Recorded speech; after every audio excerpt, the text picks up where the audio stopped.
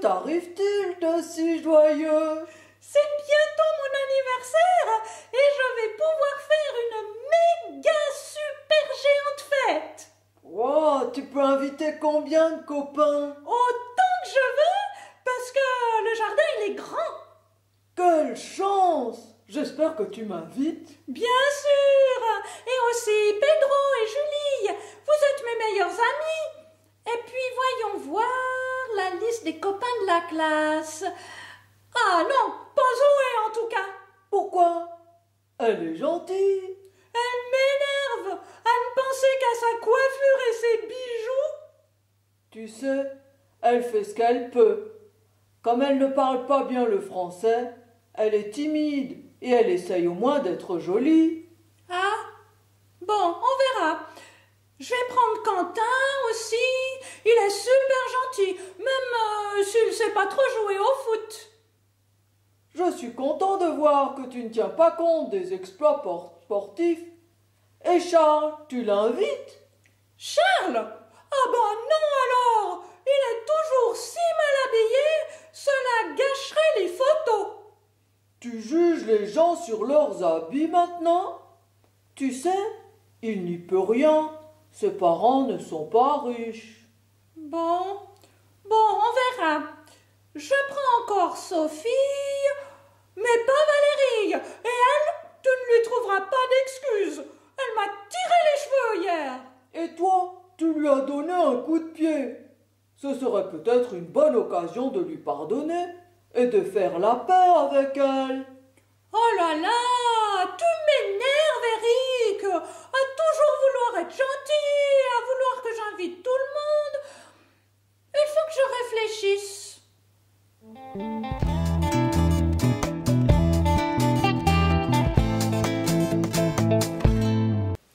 Le verdict est sans appel.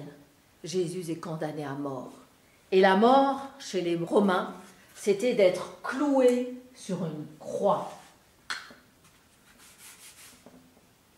À la fin du procès, la foule l'a demandé « Crucifie-le » Les chefs religieux ont atteint leur but.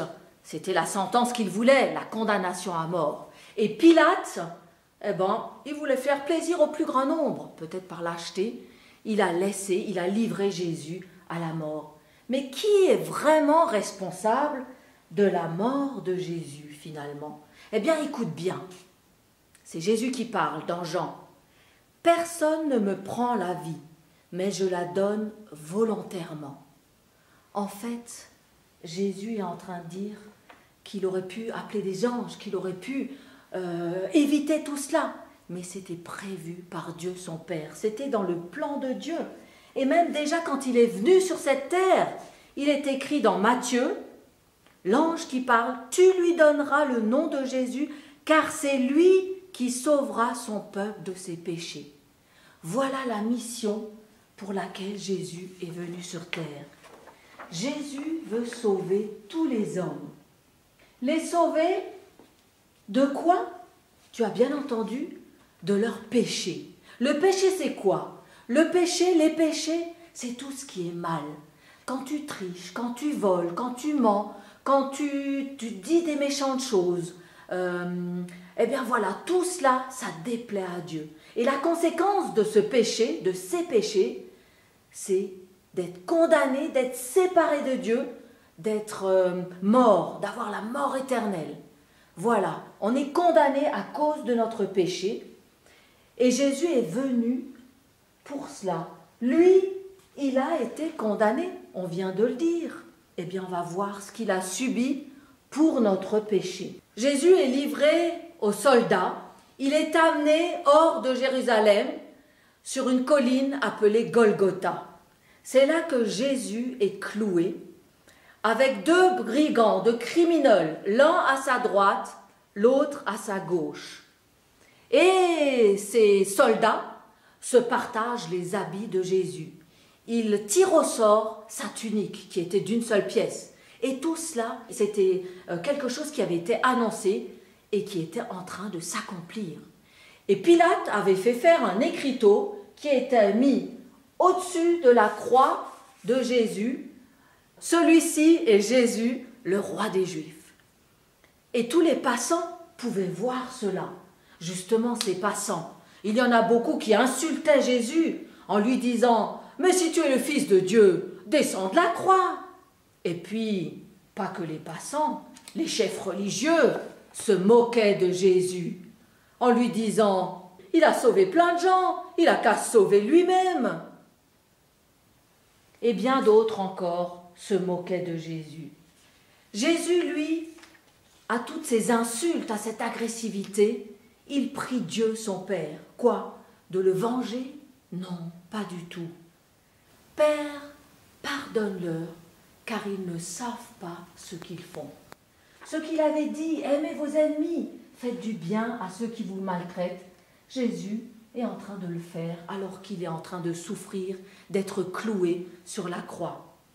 Et puis, je vous l'ai dit, 2 criminels ont été cloués avec Jésus. Il a été mis avec les criminels. Ça aussi, c'est une parole qui s'accomplit.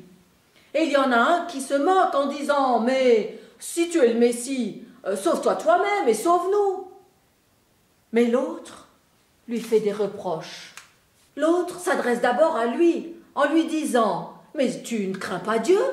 Nous, cette punition, elle est juste. C'est ce que nos actes méritent. C'est parce que nous avons fait des vilaines choses que nous sommes là, punis sur la croix. » Mais lui, il n'a rien fait de mal en parlant de Jésus. Et il se tourne vers Jésus en lui disant « Mais souviens-toi de moi quand tu viendras comme roi. » Et là, Jésus a une parole étonnante pour ce criminel. « Je te le dis en vérité, aujourd'hui tu seras avec moi dans le paradis. » Incroyable! Ce brigand, ce criminel, il est sauvé. Il est sauvé tout simplement parce qu'il a cru personnellement. Et c'est vraiment ça. Jésus veut sauver tous les hommes et il suffit de croire personnellement à ce qu'il a fait pour chacun d'entre nous à la croix. Et il dit aussi à ce criminel, « Tu seras avec moi dans le paradis. » C'est-à-dire qu'il y a une vie après cela. Toi, tu vas avoir une autre vie, moi, je serai dans une autre vie et on va se retrouver. Et ça, c'est une promesse incroyable qu'il fait à ce brigand. Il y a aussi plein de gens qui sont tristes, peut-être des gens que Jésus a guéris, des aveugles qui voient ce spectacle. Et il y a aussi des femmes, et notamment Marie, la mère de Jésus, soutenue par le disciple Jean. Et là, Jésus a une parole pour sa maman.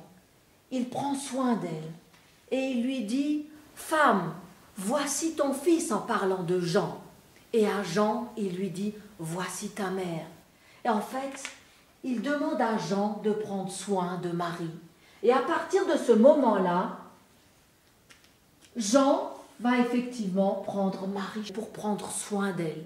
Jésus, alors qu'il est sur la croix, il a encore compassion de ceux qui sont là, à ses pieds.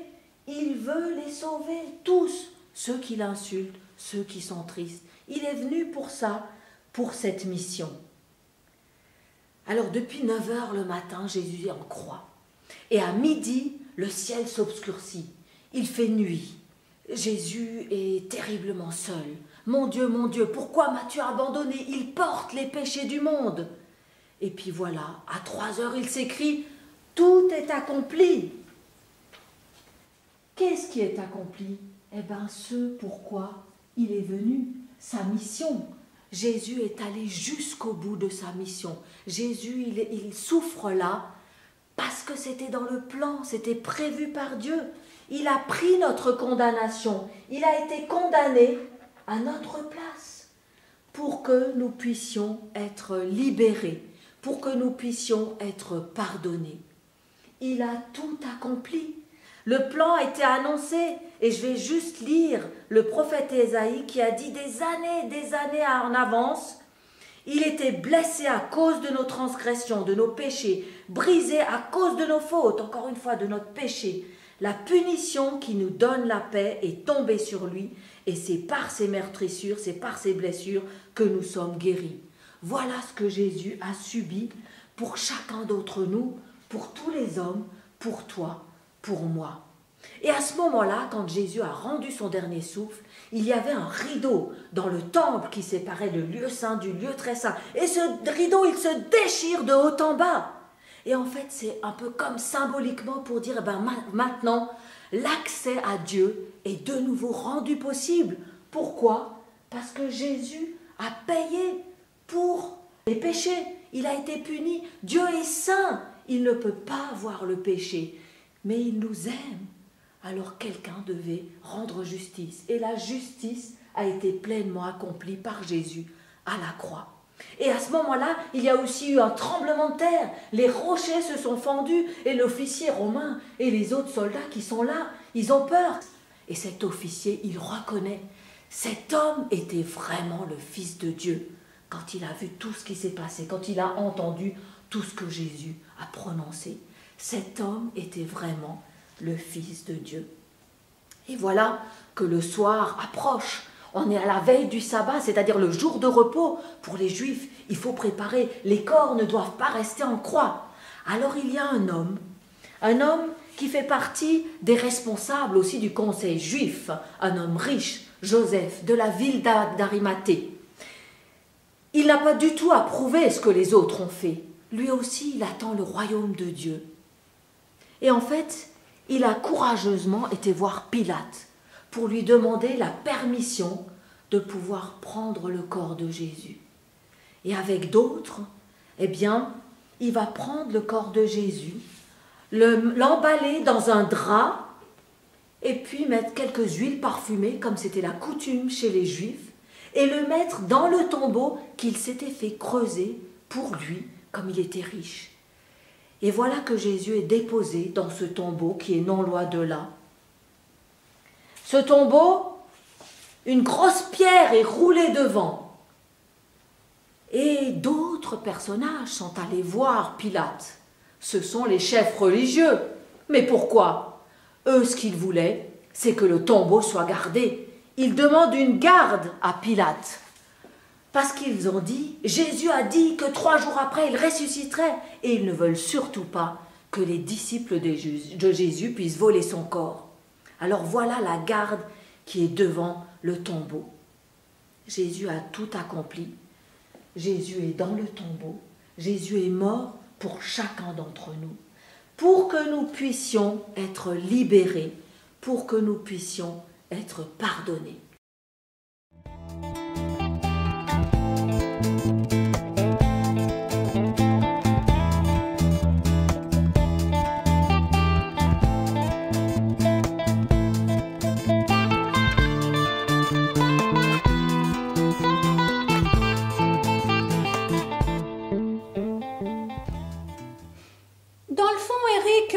Tu as raison.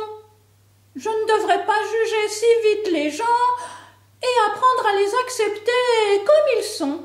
Mais oui, tu m'as bien aidé, moi, quand j'ai cassé la vitre du bureau de ton père. Alors tu peux bien aider les autres, leur faire plaisir en les invitant. Oui, de toute façon, le tri se fera naturellement. Ceux qui n'ont pas envie de venir sont libres de refuser. Moi, je leur aurais donné une chance. Je crois que c'est la meilleure façon de faire. Une invitation générale pour montrer que tu aimes tout le monde et chacun est ensuite responsable de son choix. Je me demande qui va accepter ou pas.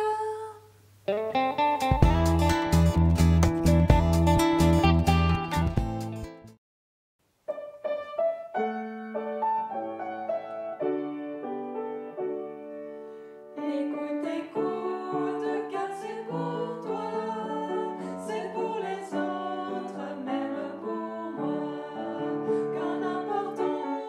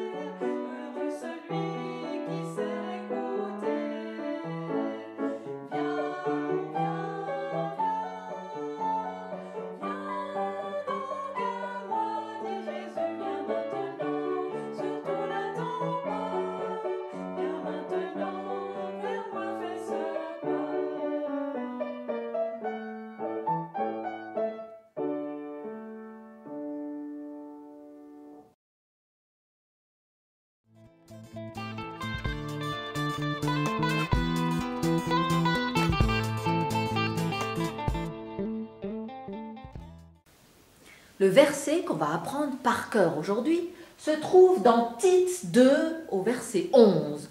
Alors on le dit ensemble, car la grâce de Dieu, source de salut pour tous les hommes, a été manifestée. Tite 2 verset 11. Qu'est-ce que c'est que la grâce de Dieu? Eh bien, quelqu'un qui est condamné, si on lui offre la grâce, ça veut dire qu'on va prendre sa condamnation, on va le libérer de sa punition, de sa condamnation. Et ce que Dieu fait, Dieu nous enlève cette condamnation. Pourquoi? Parce que quelqu'un d'autre a été condamné. C'est Jésus qui a été condamné à notre place. Et cela nous permet d'être sauvés, d'être libérés, d'être pardonnés. La justice de Dieu a été accomplie avec Jésus qui a pris notre condamnation et cela nous permet d'échapper à la mort, nous permet d'être libres, libérés. Alors on le dit ensemble, car la grâce de Dieu, source de salut pour tous les hommes, a été manifestée. Tite 2, verset 11. Pour tous les hommes, ça veut dire chacun d'entre nous, pour toi, pour moi, pour tous ceux qui viendront encore après, eh bien cette grâce a été manifestée. Mais attention, il faut se l'approprier, il faut personnellement croire à ce que Jésus a fait à la croix pour soi, pas juste croire d'une façon générale, et lui faire confiance pour être vraiment libéré. On le répète, car la grâce de Dieu, source de salut pour tous les hommes, a été manifestée. Tite 2, verset 11. Eh bien, elle a été manifestée où et comment? Eh bien, elle a été manifestée à la croix.